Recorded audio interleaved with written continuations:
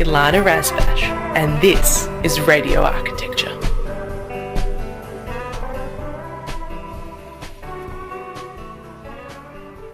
Good evening from beautiful Bunurong country. We are broadcasting to you live on Radio Karum from the traditional and unceded lands of the Eastern Kulin Nation. As always, if you'd like to join the conversation, please text us on 0493 213 831. We'd love to have you with us. My guest and conversation partner this evening is Ian Briggs. He is a director at Plus Architecture and is a design leader with a knack for transforming big ideas into impactful architectural outcomes.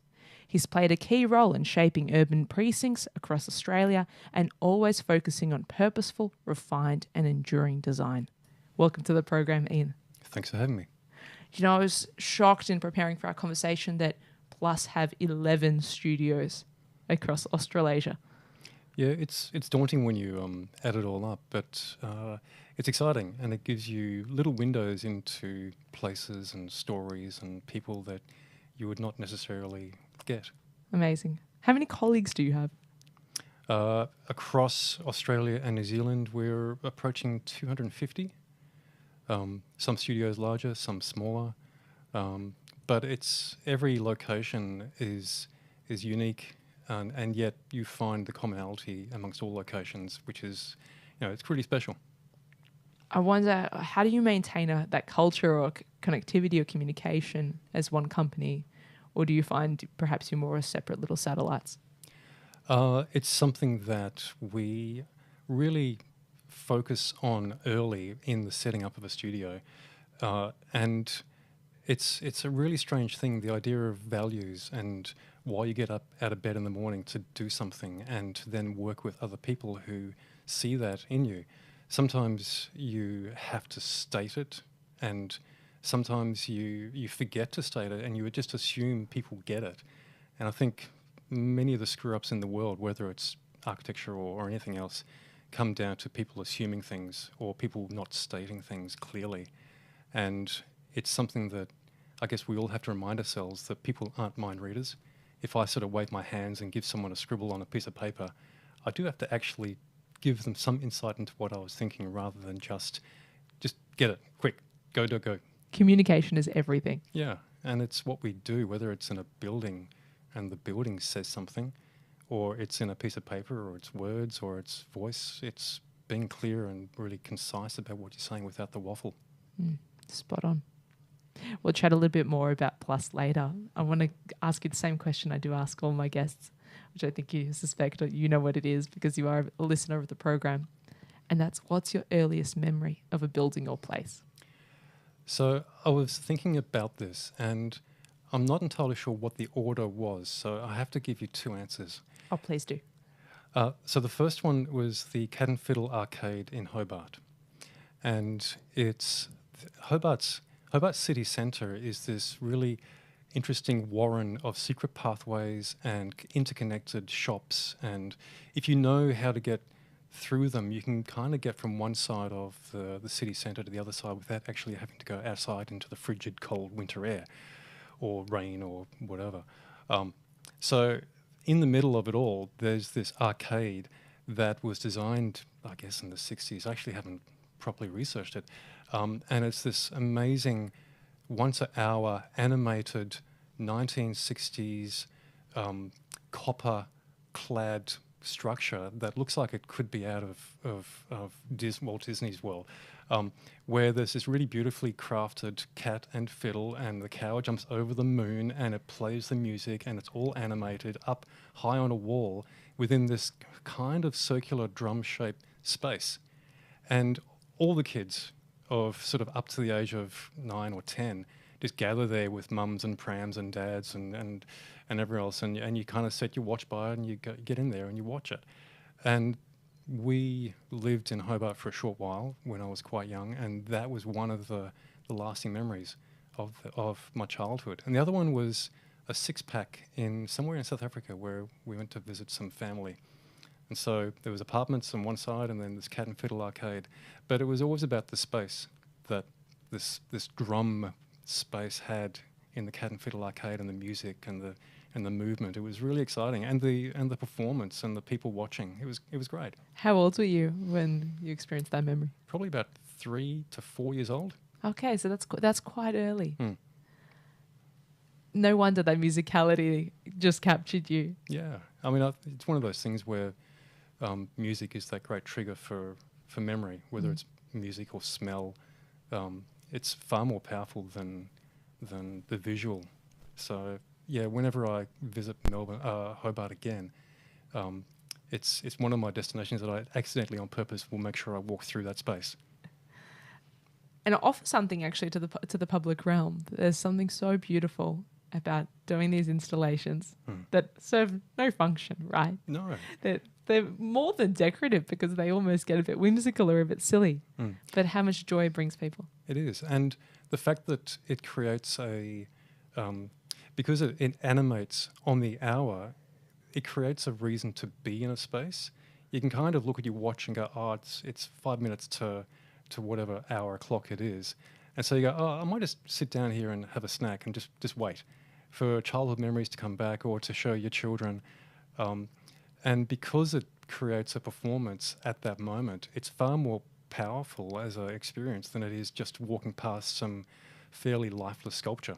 And so much more powerful as an activation, right, than just static art. Or if there's another typical generic mural, to actually have something with movement, with sound, gets people in. And it creates a really powerful memory.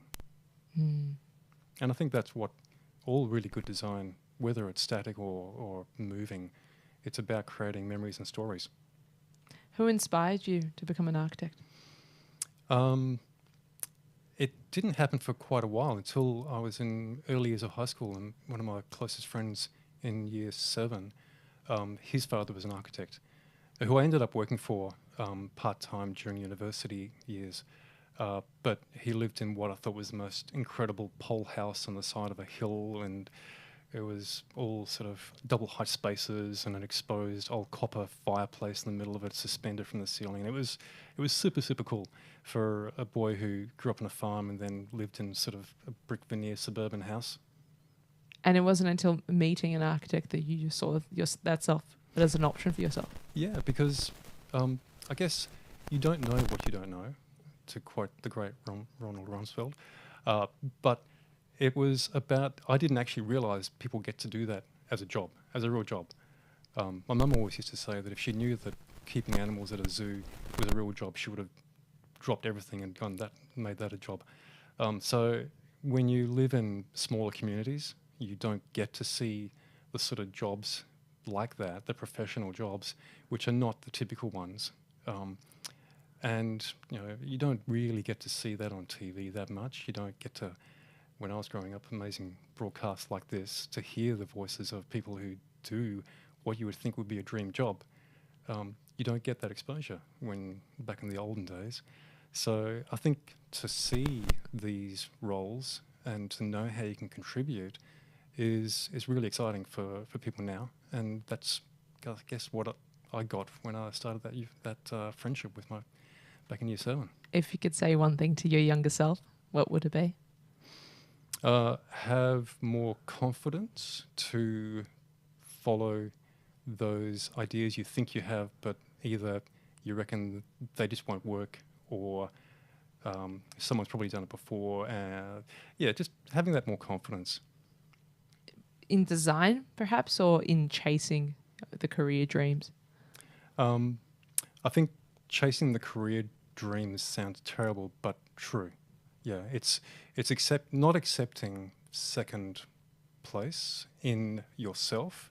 And I don't want to make this sound like, if you're a bit disgruntled about work and you think you can do better, then just cut and run and do something else. It's not about that. It's more about valuing yourself and the ideas that you have. And if you sit back and say, okay, this is not as good as I can do, where can I learn better? Who can I learn better from? Which is why I moved from Tasmania to Melbourne, because I wanted to chase those mentors. Where did you study? Tas Uni. So a big shout out to all the Tas Uni people out there from the 20th century. The century that many of us are still from, not totally the olden days. And as far as I know, their courses are quite also sustainability minded and quite green. And now we're seeing more and more of Tasmanian architecture. But what was your first reaction moving to Melbourne? I remember catching the tram from the city to a good friend of mine who was an ex-Tasmanian, and she lived in Hawthorn, and the tram was running along. It was going out through Abbotsford, and I think was it the 109, which out past IKEA. It's 109, yeah. Yeah, and we went over the bridge past IKEA, and I'm thinking, God, this place is so big, and I'm really embarrassed to even say that, but I had no idea. Well, Hobart only has 3 postcodes, right? Or three city councils. Yeah, Sorry, not postcodes. Something like that, yeah. 3 city councils. Yeah. Yes. But I remember my first, I guess, memory of Melbourne was we have family in Sydney, and we would always catch the ferry over from Tassie to drive up to Sydney, and we would always stop in on the way to Vic Market. And again, one of my earliest memories of Victoria Market, of Melbourne, was Victoria Market, and just being terrified and astonished and excited all at once about all the different cultures, the faces, the voices, the languages, the smells, everything. And so for me, that was a city. Growing up, on a farm in Tasmania, watching Sesame Street, thinking, I just want to be there. I want to be in that street. You want to be with where the people are, Yeah, as right. the song goes. That's exactly right. Is that what seeded your interest in urbanism as well, as a design professional? I think the idea of urbanism, I think so, yeah. It was, parents take you out to live on a farm, and you think all this fresh air and everything else, and they see their kid watching Sesame Street and think, I just want to live in a city, and they slap their faces. But it's that sort of, I guess, the ideal represented in that wonderful show was about people living together, working together, being friendly, and all the positive things that can come from a dense community where you work nearby, you walk everywhere, you don't have to drive everywhere, and you just know your neighbours. In suburbia, it's really hard to know your neighbour. On a farm, it's actually easier to know your neighbour than it is in the middle of suburbia, which is ridiculous. But that's the environment that we've built for ourselves. And it's not always been a cognizant choice for people, right? Because there's this Australian myth of the cup of tea with the neighbour over the back fence, and everyone thinks they're going to be super friendly. Yeah, it really is a dream that's been marketed to us, and it doesn't have to be that, but it's simply someone has done a really great job in picking up that and running with it, and showing us almost a caricature of what life is rather than the reality. And if you actually designed for the reality, suburbia could be great. And there's plenty of examples around Australia. I think there's some really wonderful examples in Canberra being one of the sort of new designed cities where there's backyards that open out onto communal gardens and orchards, and there's this sort of shared community. And yes, it sounds a bit hippie and commune-y, but that's only because people actually want to get on with their neighbours. And there is a shared space that the children play together in, and your neighbours are watching your kids while you're able to go get some shopping done. And so breaking down those barriers is not a bad thing. A commune is not a bad thing as long as there's no weird cult shit going on. But that's I guess the dream that we've been sold doesn't allow for that, and I think that's a shame. There's so many excellent Dutch and German, particularly urban planning examples of these sort of smaller cities that are connected by high-speed rail, that are smaller communities that are connected. Even when I was studying abroad on exchange, we were taken on a field trip from Belgium to the Netherlands for a day check out some of these places, including Halton and Culemborg, which are the cities that stuck with me. And one was a federally planned bike city So the cars were excluded out, and there were these urban rings, and it was only a 15-minute high-speed train. I remember year before last travelling to both Copenhagen and Oslo, and it was midwinter, and everybody in Copenhagen was on their bikes, just riding around everywhere. I mean, they had trench coats and gigantic black puffer jackets, but I would say most of the traffic was bikes in the inner part of the city. And then we would travel to the outer part of the city, their version of Docklands, and there were still bikes.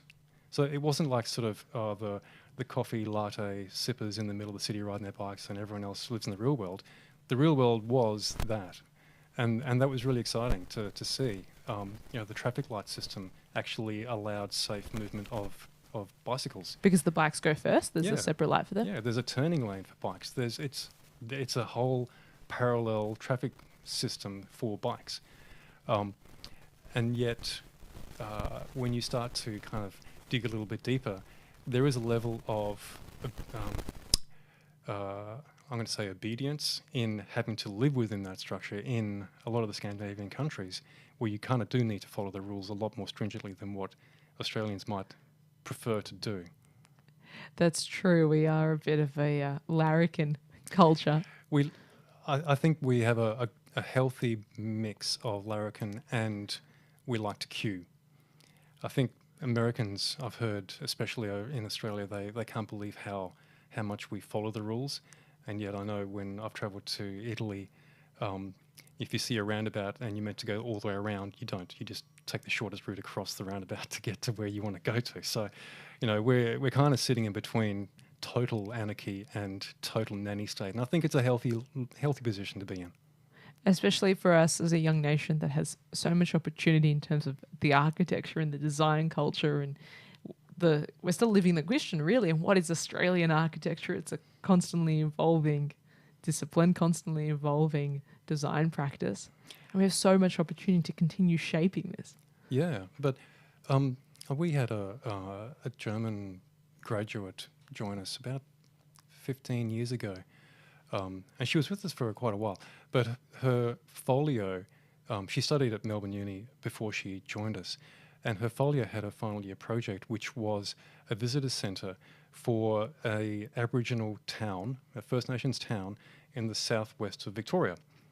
And it's, until only 100 years ago, it was the oldest and longest, most lived in settlement as a built settlement in the world. And it's just an hour's drive out of Melbourne. So it's always struck me that there's an idea of contemporary post-colonial Australia being an urban place, and without drawing too long a bow, there are actual settlement patterns, whether they're more temporary or, in this case, quite extraordinarily long-term permanent settlements that we really haven't unpicked at all, in a sense. Or take for granted, like the Hume Highway, right? That actually traces through the Aboriginal settlement patterns of the East Coast. Well, that's the amazing thing about, I think, the way that we build and then forget. So it just happened to be a border, or it just happened to be a river stream that was important to someone, and then it was convenient to someone else to whack down some tarmac. One of my favourite stories is Melbourne is a really atypical city in its profile. So most cities are tall in the middle and then they slope down either side. And that's because land is more expensive in the middle, so you build a taller building in the middle to have more stuff on that valuable land. Melbourne is the opposite. Melbourne has two high points on either side, the Spring Street and the Swanston Street, and then it has a low bit in the middle. And the reason why is because we have these two hills either side of the city. And what happened back in olden days was those hills drained water to roughly where Elizabeth Street is, yes, and Queen Street, or Swanston, I think Swanston actually, and that would drain into the Yarra.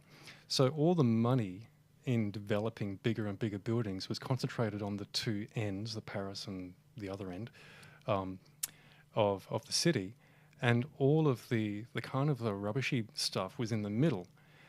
where it was really, really wet and often swampy and really, really muddy. And prone to flooding down and Elizabeth Street. Prone to flooding. And there's this incredibly boring, and except when you hear someone tell you this story, incredibly interesting museum underneath one of the ANZ bank buildings, at least it used to be there, which looks at land values of Melbourne from a banking point of view. And it had this map of land values across Melbourne CBD, and it showed how cheap the land was running through that central drainage area because it kept getting underwater.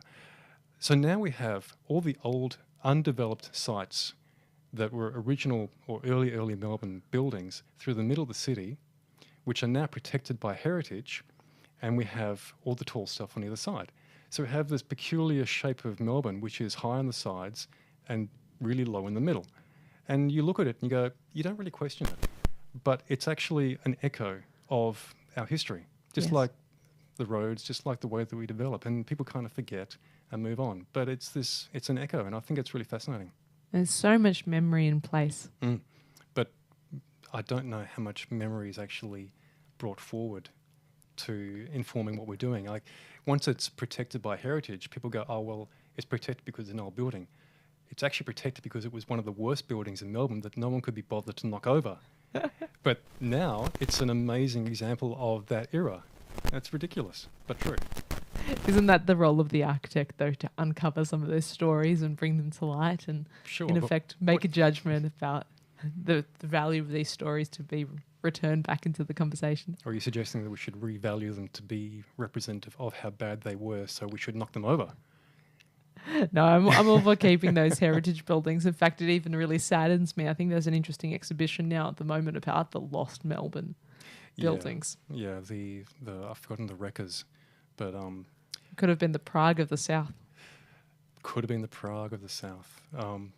But Melbourne is a pretty special city, I think. Still, the spaces, the urban spaces, the bits in between the buildings, are just a joy to walk through. I don't know if it's an urban myth or not, but the term blocky comes from Melbourne and the Block Arcade. And people used to walk through the Block Arcade and then around the corner, down Queen Street, around the corner into Collin, and then into the Block Arcade again. And you would do a blocky. And everyone would wear their finest, and then they would be flaneuring, as the French might say, like showing off their best, and they would go around. Which then developed into the liney once you're out in the countryside, in a town that only has one main street, and you do a liney up the street. So those things, like the term blocky is so Australian, and yet it comes from such a fairly well-to-do habit of showing off your very finest. And promenading. Yeah, promenading. This is some amazing Australian slang for some of our international listeners as well. Let's continue with some of those earlier memories that set course for you. And you mentioned mentors. Who have been some really important mentors for you? Charles Justin, Carl Fender, Nonna Katsoulidis, Alfred de Bruyn. So two of architects from two practices. It was Nation Fender Katsoulidis, now Fender Katsoulidis, and SJB. And I remember when I was working in Tasmania, my boss had a very possibly distant, possibly not, he loved to talk it up, connection with Carl, and Carl came into our office in Launceston once, and it was just like seeing this rock star enter. When you see people who you only see in a magazine or on the TV, like a politician or someone, and then you see them in the flesh, it's somehow not quite real, and it's like they're actually a human being. They're a real human being, and they have words and they speak, and there they are. They're just there. I could go poke them if I wanted to, but there was that sort of feeling of this person who is in the same building as me. They're respected in their profession. They get paid to do great work. I could try and do that. I'm going to go to Melbourne and learn how to do that. And it just so happened that I managed to work with those four gentlemen who were all amazing, still are amazing architects. Well, how quickly after that encounter did you pick up and move? Probably about a year. About a year of just sort of finding out not so much where I would work, but simply I guess, finding out how I could keep working for the same practice and yet be somewhere else doing it. I was a bit crafty. So there was a great growth moment, perhaps. Correct me if I'm wrong. And Charles Justin has been a past guest of this program, so listeners will know to go back into the recordings and they can replay that conversation too to connect some of the stories there. But SJB helped found Plus Architecture, is that right? That's correct. So back when the Melbourne Docklands precinct was being turned from old industrial land into new high-rise mixed-use apartment buildings and offices and the like, the developer MAB Corporation, who had worked previously with both Charles and Nonda Katsoulides, said to both gentlemen, who both represented different companies, look, we like the way that you guys do some things, we like the way that you guys do other things. Can you kind of join together your skills and help us win work down in this new precinct? And so those two companies said, sure, we'll create this new joint venture company off to the side. Where it'll just be for doing work down at Melbourne Docklands, and we'll see how it goes. And it went well, and there were other clients who looked at the work that this weird joint venture company was doing and said, actually, could you do one of those for me over in this other side? And so the decision had to be then, is this joint venture company purely to do a limited amount of work in one location, or and thereby any other work that's generated from this stuff goes back to the two parent companies, or do we keep it within and grow this new joint venture company into something else? And it was the most extraordinary, generous decision by the directors in those two companies to say, no, these are some good people here, that they should be given the opportunity to have it, to grow it, to create something new. And so I guess many architects get to do their first projects in the backyard of their parents or their friends or whatever. Some of our first projects were sort of 75-metre towers, which you can't look away from if you think you've done not as good as you could do. And that's a challenge. Wow. You got to hit the ground running, and running really, really fast. I want to dispel some myths about working for developers, because there can be a bit of a bad name. Some architects get a bit nervous. I think it would be valuable for listeners to hear your perspective. I think developers are the bravest, probably craziest, especially Melbourne developers. There's different flavours of developers as you go either around Australia, New Zealand, or internationally. Melbourne developers in the past have been more often than not a fairly tight crew that takes massive, massive financial risks, personal financial risks, to try and achieve something. And the caricature of the greedy developer is, there may well be greedy developers out there, but there's lots of greedy people. They don't have to be developers. In general, yeah. Yeah. You can find them anywhere. That's right. And for a business to not make a profit is a business that will go bankrupt pretty soon. I remember an old developer once told me, Ian, you've got one project that's going to make you a ton of money, you got one project that's going to break even, and you got one project that is an absolute nightmare and it's going to lose you a ton of money. And if you're lucky, the one that makes lots of money is going to offset the one that's going to lose you lots of money. And they live by the seat of their pants. That doesn't make sense. But they basically wake up in the morning and they know that they've got so many mortgages on the properties that they own or the house that they have. Their partner is stressed out of their mind because, you know, everything is on the line for this next job. They've been to see their banker, they've been to see their dentist because they're grinding teeth at night. They've been to see their lawyer who's telling them that it's all over. They come into an architectural office, and you as the professional are going to say to them, it's going to be worth it. This is going to be a great project. It's going to be a good project. We're going to make wonderful spaces for people, and you're not going to go bankrupt doing it. As far as we can do what's in our control to do, we're going to be professional. We're going to be service-minded. We're going to be someone who you can trust to within, again, the sphere that we can do it. We're going to be your agent, your leader, and don't worry, it's going to be okay. How important have relationships been? Critical. It's a service industry with professionalism rather than a professional relationship. It is a balance of both. We're both running a business. The client's running a business more often than not. The architect's running a business. So there has to be a respect based on a business relationship. The choice of which business you want to work for depends on, are you going to be working with this person for the next 5 or 6 years for a long-term project, and is that going to drive you nuts or not? And so it's this interesting intersection of we all need to make money, we all need to be professional, we all need to care about each other, and we also need to some degree, actually like working with each other. So in some ways, it's like a marriage where there's a whole lot of money involved. There's this age-old essay topic question, I guess, that's given to university students as they're doing their professional practice, and they get challenged to think about, is architecture a service or is architecture a public good? And it's, I think, really important to keep having those conversations about that. Architecture is a service. It is a professional service that does good, and hopefully does good and has all these ambitions. But we're not this starving artist type. No, we're not. And just the same as a developer has to run a business and make a profit.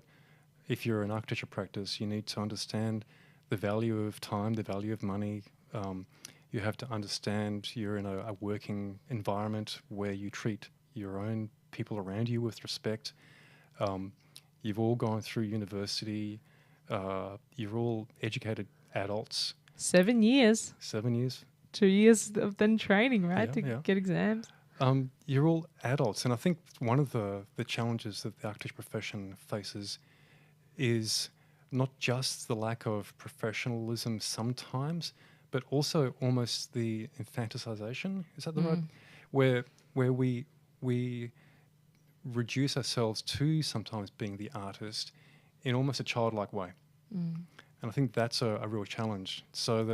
And I think that goes back to what I said was advice I would give to my younger self, is to have the confidence to be determined when it's right, whether that's a professional decision based for business or HR or whatever that might be, or design, to be able to say, no, this is the right thing to do, not the easiest thing or the laziest thing or it's about doing the right thing. What's your number one strategy for communicating that value to clients? Because in order to get the fees that you deserve and make those harder business calls and harder business decisions, you have to actually communicate value. That's perhaps something our industry struggles with. It's something that we almost, going back again to what I said before, you have to actually be really clear about saying, we're here to do this, and you've come to us. In a way, we're fortunate because we've been around in the industry for 25 odd years. So at least in Melbourne, people will know what we stand for.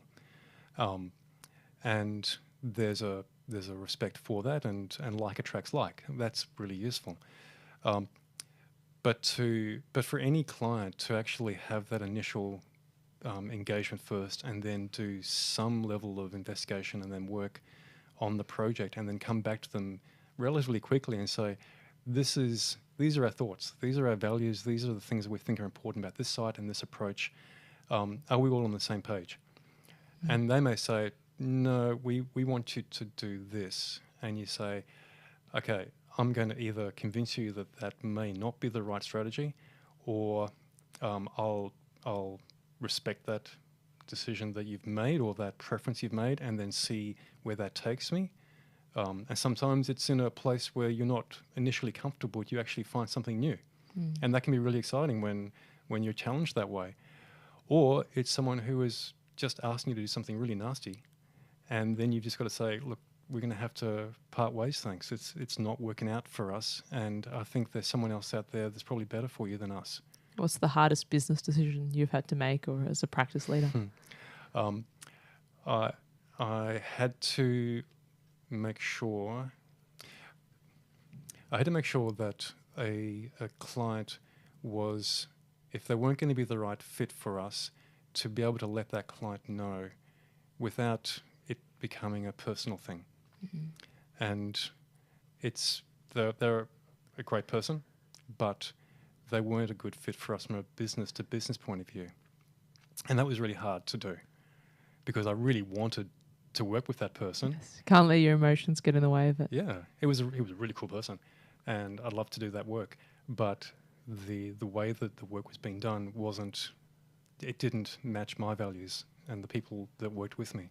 So we had to part ways. That comes back to your early point on confidence and certainty. Yeah. And I'm still really proud that we made that a really difficult decision, despite the fact that financially it was not a wise decision. What's the biggest leadership lesson you've had to learn? Leadership lesson. I think it's about creating that culture where when you see something wrong, you need to act upon it in a cultural sense. And it's really easy to be, whether it's passive aggressive about a situation, whether it's saying, I'm sure they'll just get the vibe that I'm giving out, that I don't think that what was done is the right way of doing it. Or if we don't do anything about it, people forget about it and we can all move on.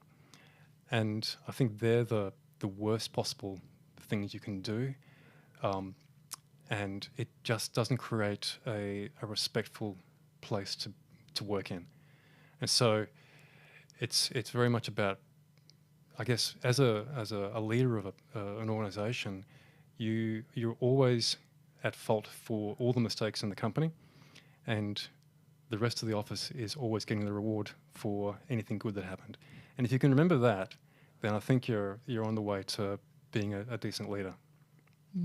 It's all about keeping your people happy and engaged. And it's the old thing of when you keep striving to do better and better, you may well progress up some sort of ladder of responsibility, and then you get to somewhere near the top of that ladder and you realize you're not doing the things that brought you to the top of that ladder. You're doing something completely different. So you might be designing a building for 20 minutes a day, and for the rest of the time you're designing the environment that you work within to have your ideas delivered or have someone else's ideas delivered. And so you're crafting and designing a studio. You're designing teams. You're designing people and their experiences to deliver on what the business needs to deliver, which is hopefully great work. That's the systems thinking and the talents of an architect, right? Yeah, it is. But you have to be aware that you're doing it, rather than you have to approach it with the same methodology and rigor as you would if you were designing a building in itself. And I think there's this vibe that architects often have, which is we can do anything, anytime, anywhere. And that applies to running a business, that applies to accounting, it applies to, I could be a lawyer, I'm sure, I'm an architect. And that is really dangerous area to get into because you're not, until you actually become conscious of how little you know, and then you either get an HR consultant or you get a legal help on a contract, you can get yourself into a world of hurt. So you just have to be professional about stuff, and that's an ongoing lesson. There's that Dunning-Kruger effect again. You don't know what you don't know. That's right. Or I've forgotten the term for it, but the idea that everyone gets promoted to a point where they can't do their jobs anymore, and that's where they stop getting promoted. But you've got to get through that. I love really that core message, that core point, that you have to be aware of what you're doing and have to be aware of doing it intentionally, in effect. Yeah. And that's where the critical reflection and the critical thinking skills that is core to architectural practice come in. I think I remember back in 2012, it was sort of the recovery of the GFC, and there was so much work being done. You just get a job, do it as fast as possible, and it almost became like muscle memory. You just design quick, go, the next one. And there was no time to really reflect. There was no time to understand. There was very little time to follow sort of processes and that sort of thing. This was because of the flight of the stimulus packages, right? That were coming Yeah. from governments. Yeah. Particularly, a lot of community centres were being built at this time. There was, but it was just a bit after that. There was a lot of, much in the same ways now, but a lot more financial assurity. There was just a lot of housing, apartments, development, office buildings, all sorts of things being built all at once. And so this idea of muscle memory, of just designing it because that was the way we did the last one, or So dangerous. it is really dangerous. You have to kind of question each project from first principles and say, okay, how is this site, how is this location, how is this client specifically different, and what is it that is going to make this building both timeless and exactly what they need straight away, and everything in between. What does good design mean to you?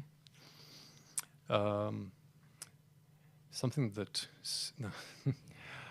something that is a strong neighbour, I think.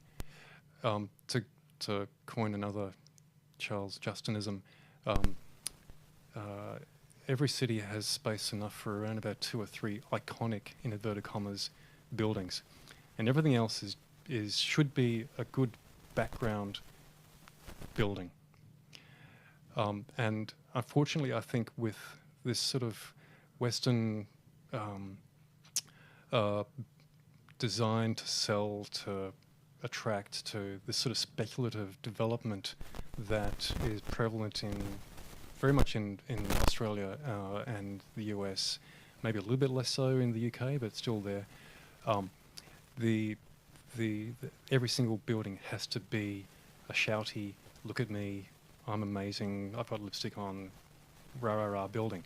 And it's going to look amazing in the renders, and it's going to be incredible, and it's going to make all your dreams come true.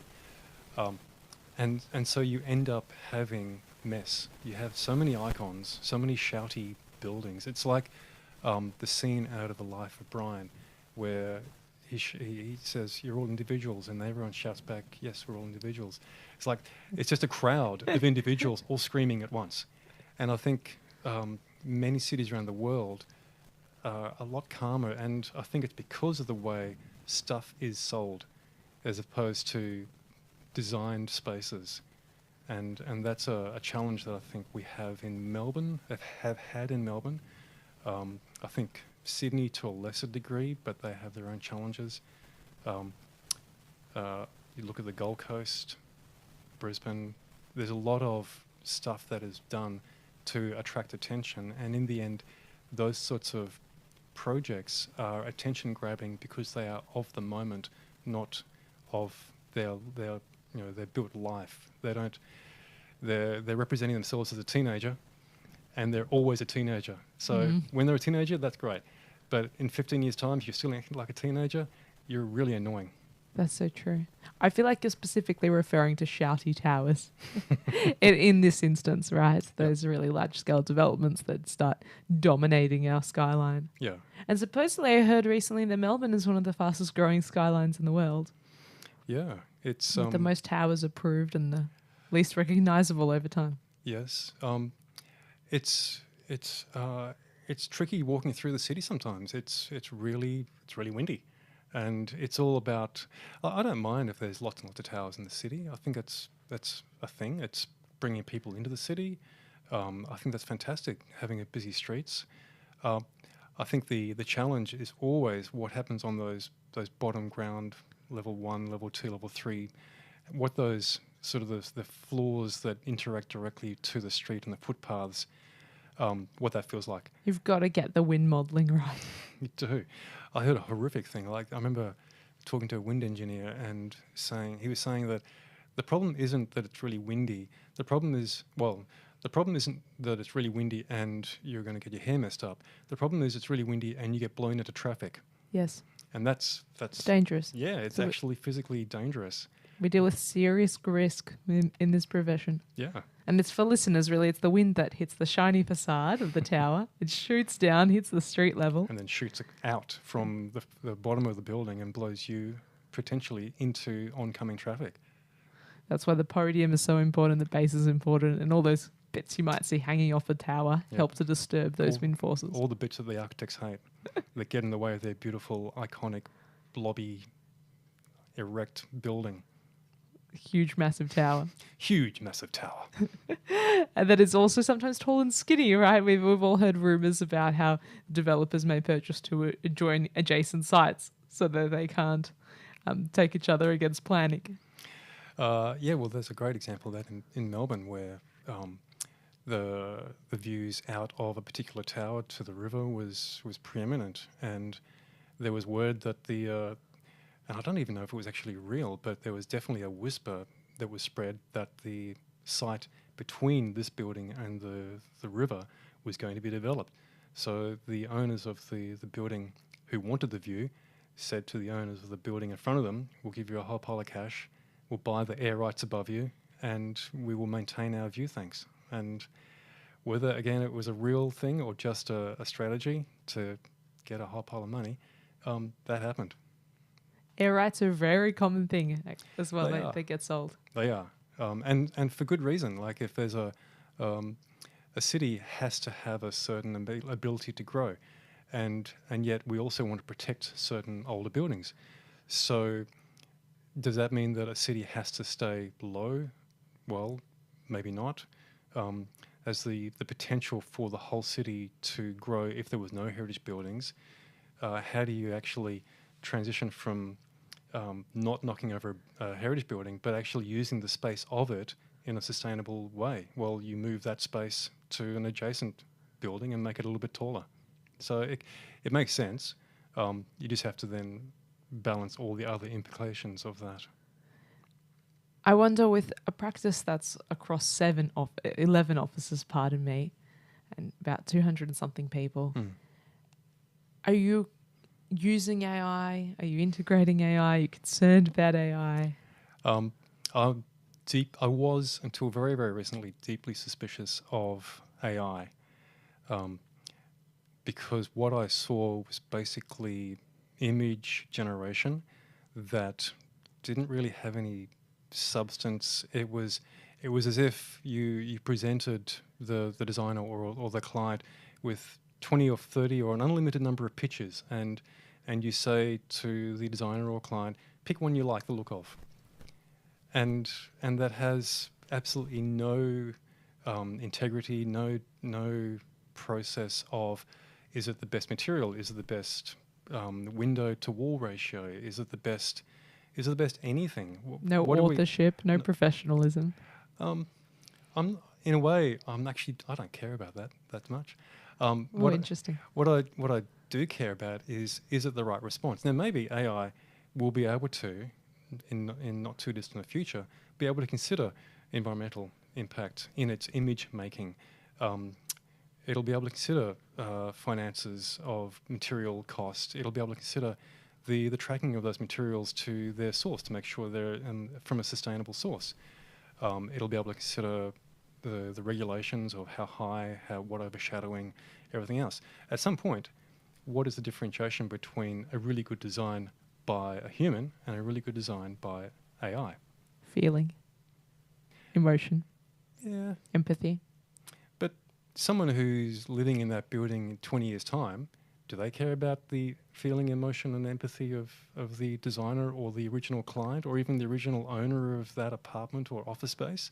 I'd like to think that's timeless in the architecture. Nah, that's rubbish. No? That doesn't matter. But I will say that while I was deeply suspicious of, really did not like at all this idea of shopping by image, we have recently engaged, I'm going to say a digital innovation expert who one of their skills is AI, but but it's one aspect to them, and they're looking at all of the aspects of the business, whether it's design process or documentation, doing the drawings to build from, administration, how to create the right templates for letters, all of that stuff. Anything that is repetitive and boring, how do we actually get that out of people's heads and move that to something else, and then so that everyone is focused on the stuff that actually values, add, and has empathy and all the beautiful stuff that we want to actually do. And the designing, really, the bits we all want to do. That's But true. as you mentioned earlier in the conversation, that leaders get pushed away from doing too. That's true. But we also have to remember that the boring tasks, the repetitive tasks, are actually really great training tasks. If you get someone to do a particular set of plans that over and over again, that have within them a fairly limited but valuable set of lessons within them, then they're doing something repetitive and they may well be bored after the third or fourth week of doing it, but they've actually learnt those skills. Now, do we want to take those repetitive, boring tasks away from junior architects because it's boring and give it to the AI bot to do and then get them to do really cool stuff? Well, sure, that sounds great, but when do they get to learn the boring lessons? That's exactly right. It's a massive danger that then the entry-level roles in our profession could be obsolete. Yeah, And then who's going to mature into being the full professional architects? that's right. It's interesting. I'm somewhat reflecting as we speak that in the time that I've been asking about AI, almost 98 conversations now, and every now and then I'll ask leaders and individuals how they're responding to it and what they feel and whether they think it might replace our jobs or not. And slowly there's been a growing trend towards the acceptance that it's just a tool. Some will suggest it's inevitable. I feel like the panic is slowly settling and it's integrating more. And this is just my observation in having these conversations weekly. Not that every week that the topic comes up. But now, in our broader culture, there's this pivot. Okay, well, what does it actually mean for the entry-level future if we're going to effectively chop off the future legacy at the knees? A warning sign that we had to this was through COVID, very few projects were getting built. And that was completely understandable.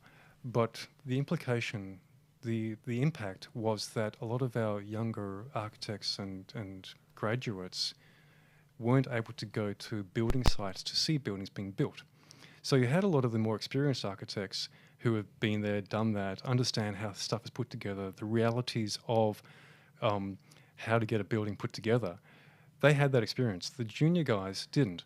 And so we're now finding that we've actually got to be really, again, conscious about making sure that the younger people in the office get to see a building being built. And to your point, that hollowing out of the bottom part of the big corporate pyramid is really dangerous because you don't have the flow through of people who have learnt the basics and then move up the ranks. And it's not a corporate rank, but it's a skill set ranking. So that they need to learn stuff just like we all did. And if they're not doing, again, the boring stuff, then they don't get to learn the foundational lessons of buildings in reality in the real world. And they need that mentorship. They need that opportunity. Yeah, they need to be able to talk to a builder about why this door handle doesn't work, or the windows. You know, why stuff happens on site, and then how to actually actively design a solution for what didn't kind of work out the way you thought it was going to work out.